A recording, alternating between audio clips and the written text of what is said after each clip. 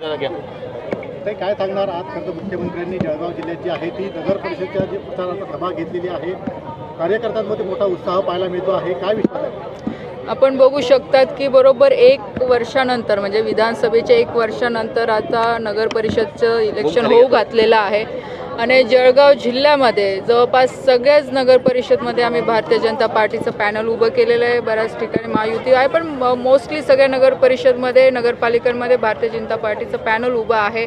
आदरणीय देवेंद्रजींच्या नेतृत्वाखाली, आदरणीय गिरीशभाऊंच्या नेतृत्वाखाली, संजूभाऊ असतील, सगळ्यांच्या नेतृत्वाखाली सगळ्या दोघं लोकसभेमध्ये भारतीय जनता पार्टीचे आमचे उमेदवार उभे आहे।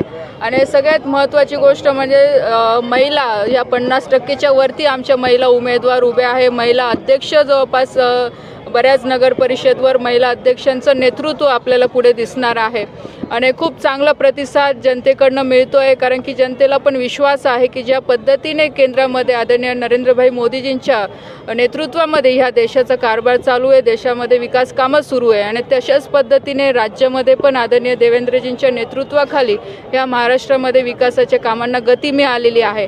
तर शहराचा विकाससुद्धा आदरणीय देवेंद्रजींच्या नेतृत्वामध्ये ह्या महाराष्ट्रातल्या सगळ्या नगर परिषदचा विकास होणार आहे आणि त्यामुळे जनतेला विश्वास आहे की भारतीय जनता पार्टीचे सर्व उमेदवारांना निवडून आणणं आणि निवडून देणं की ज्या माध्यमातून ह्या शहरांचा विकास होऊ शकतो, एक स्वप्नांचं शहर इथे निर्माण होऊ शकतो। कारण की देशाचा विकास आपण जेव्हा करायचा विषय करतो तर गावाचा विकासही तेवढाच महत्त्वाचा आणि शहराचाही विकास तेवढाच महत्त्व आहे। म्हणून केंद्र सरकार आणि राज्य सरकार पूर्णपणे प्रयत्न करून सगळ्या शहरांचा विकास करून भारतीय जनता पार्टीच्या माध्यमातून त्यासाठी आम्ही कटिबद्ध आहोत। मुक्ताईनगरचा जर विचार केला आपण तर शिंदेची शिवसेनेविरुद्ध भाजपची लढत होते, या ठिकाणी एकनाथ खडसेंनी एक प्रकारे बाय दिलेला आहे। तर म्हणजे अशी पण टीका होते की तुमचं नातं असल्यामुळे, कुटुंबातला भाग असल्यामुळे तो एक प्रकारे बाय दिलेला आहे। तुम्ही आभार मानाल खडसेंचे की काय? हे बघा, याच्यापूर्वी सुद्धा आम्ही सेना म्हणजे शिंदे गटाकडे नक्कीच बऱ्याच ठिकाणी युती झालेली आहे आणि याचा प्रस्ताव मी माझ्याकडनं सुद्धा दिलेला होता की भारतीय जनता पार्टीची आधीपासून जर मुक्ताईनगर विधानसभेची जर आपण हिस्ट्री बघितली तर भारतीय जनता पार्टीचा तो बालकिल्ला राहिलेला आहे। नाथभाऊ पण तिथे भारतीय जनता पार्टीकडनं बरेच वर्ष आमदार म्हणून निवडून आले होते, मधला काळ ते राष्ट्रवादीत गेले आणि त्याच्यानंतर ती सीट शिंदे गटाच्या ताब्यामध्ये गेली। पण एवढं करून सुद्धा आमची एवढीच मागणी होती की निम्मे जागा मिळायला पाहिजे, कारण की भारतीय जनता पार्टीचा आज तिथं बेस आहे, कार्यकर्ते आहे, आज मोठं संघटन तिथे आहे।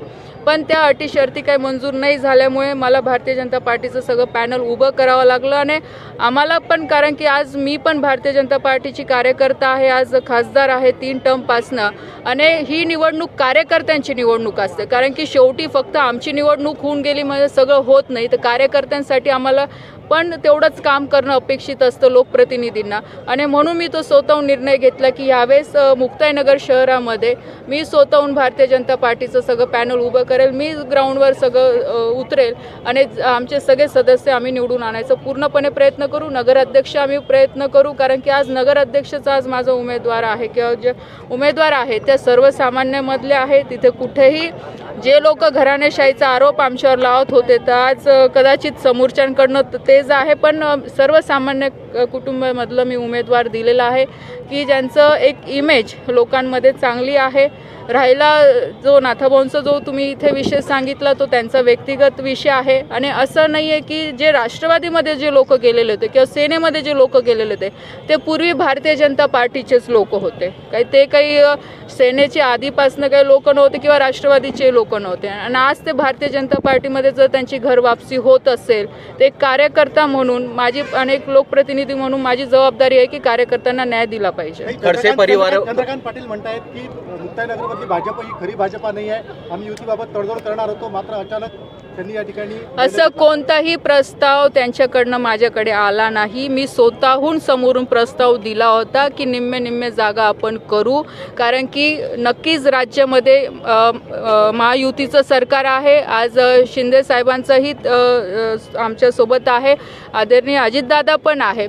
पण जेव्हा फक्त 2 आणि 3 जागा वाटपची गोष्ट जर मुक्ताईनगरमध्ये आमच्यासाठी भारतीय जनता पार्टीसाठी करत असतील तर योग्य नाही, कारण की भारतीय जनता पार्टीची ताकद आहे. आज मला लोकसभेमध्ये जवळपास 50 ते 60 हजाराचं लीड तिथं भेटतं, तर मी कसं कार्यकर्त्यांसाठी कॉम्प्रोमाइज करू शकते? कारण शेवटी ही कार्यकर्त्यांची निवडणूक आहे, तर माझी पण जबाबदारी आहे की कार्यकर्त्यांना न्याय मिळाला पाहिजे, म्हणून तो निर्णय मी घेतलेला आहे. मुक्ताईनगरमध्ये कायम खडसे परिवारावर घराणेशाहीचा आरोप केला जातो आणि त्याच मुद्द्यावर बोललं जातं. मात्र आता कुठेतरी तुम्ही बघितलं तर चंद्रकांत पाटलांनी देखील ते जे तिकीट आहे त्यांच्या मुलीला दिलेलं आहे. मला असं वाटतं हा प्रश्न तुम्ही त्यांनाच विचारलं पाहिजे, कारण की तेच आधी म्हणत होते की माझ्या घरातनं कोणी उभं राहणार नाही आणि आज तेच त्यांच्या मुलीला पुढे करता आहे. त्यांच्याकडे पण ते जर म्हणतात तर त्यांची जर चांगली ताकद आहे तर मला असं वाटतं की त्यांना पण एक चांगला सक्षम उमेदवार मिळू शकला असतं, की त्यांनी ते उमेदवाराला पुढे केलं पाहिजे होतं, पण त्यांनी तसं न करता त्यांच्या मुलीला उभं केलेलं आहे. आणि मी म्हणजे बघितलं असेल मुक्ताईनगरचं युतीमध्ये काम करायला मी तयार होती, पण जो मागच्या काळामध्ये जो काही फक्त व्यक्तिगत नावाला जो घेऊन टार्गेट केलं गेलं, आमचे मंजूर केले कामं थांबवलं गेले, स्टे केले गेले, हे मला कुठे न पटणार आहे. कारण की शेवटी आज तिथली खासदार म्हणून मी पण आहे.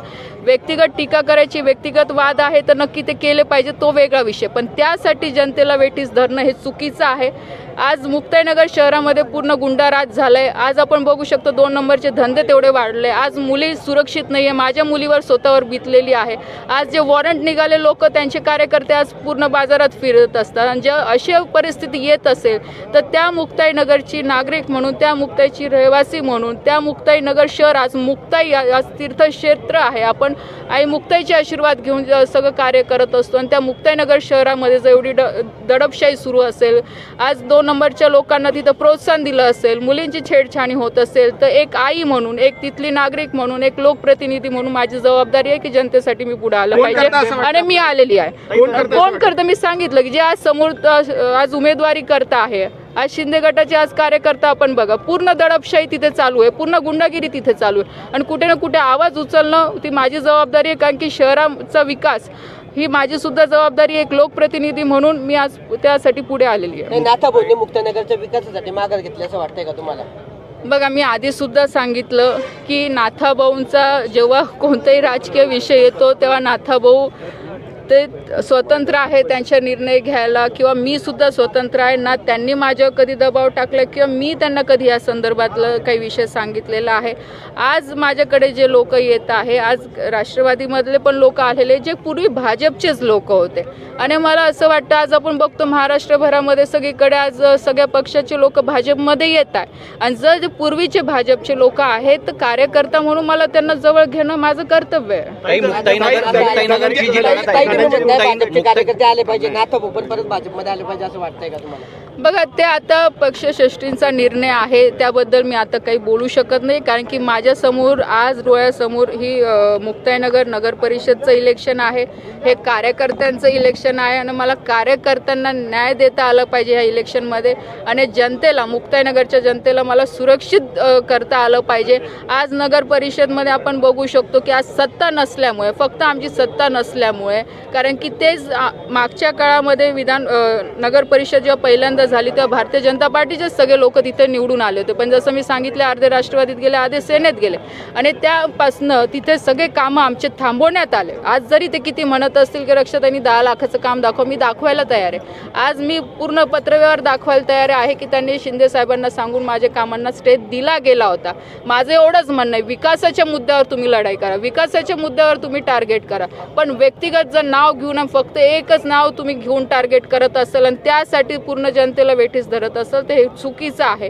आणि मी एवढं सांगू शकते की आज मी केंद्रामध्ये मंत्री आहे, राज्यामध्ये आज राज्यात आज आमची सत्ता आहे, केंद्रात आमची सत्ता आहे, तर डेफिनेटली माझी पण जबाबदारी की शहराचा आज विकास झाला पाहिजे, आमच्या माध्यमातून झाला पाहिजे, पण त्याला कोणी थांबवायचा प्रयत्न करत असेल तर ते आम्ही नाही सहन करू शकत. मुक्ताईनगरची जर निवडणूक जर बघितली तुम्ही, तर तुम्ही म्हणतायत कार्यकर्त्यांची निवडणूक आहेत, पण अशी एक वेगळी चर्चा ऐकायला भेटते की ही निवडणूक कार्यकर्त्यांची नसून खडसे विरुद्ध चंद्रकांत पाटील ही निवडणूक. बघा, जर खडसे विरुद्ध चंद्रकांत पाटील असती तर कदाचित मी आज माझ्या मुलीला पुढे केलं असतं, ती पण 18 वर्षाची झालेली आहे, किंवा कोणाला जवळच्या माणसाला उभं केलं असतं.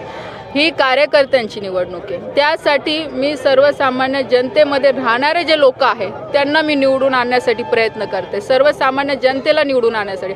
आणि मी आधी मुद्दा तोच मांडला की खडसे विरुद्ध चंद्रकांत पाटील असतील हा व्यक्तिगत वाद आहे, तो आमचं कोर्टातही चालू आहे, त्यासाठी त्यांनी लढावं, मी पण लढे. पण फक्त तुम्हाला खडसेंची ॲलर्जी आहे म्हणून तुम्ही तुमच्या मुलीला पुढे करावं हे तर मला असं वाटतं योग्य नाही आहे. त्यांच्याकडे पण सक्षम उमेदवार होते, त्यांनी सक्षम उमेदवारांना त्यांनी पुढे केलं पाहिजे होतं. कारण की जर आज ते म्हणतात त्यांची ताकद आहे तर शिवसेनेच्या खऱ्या कार्यकर्त्यांना त्यांनी पुढे केलं पाहिजे होतं. सामान्य कार्यकर्त्यांची निवडणूक होती ना की कोणत्या त्यांच्या घरातली निवडणूक होती. धनंजय मुंडेंचं एक वक्तव्य आलेलं आहे, त्यांना वाल्मिक कराडांची आठवण येते. धर्मेंद्र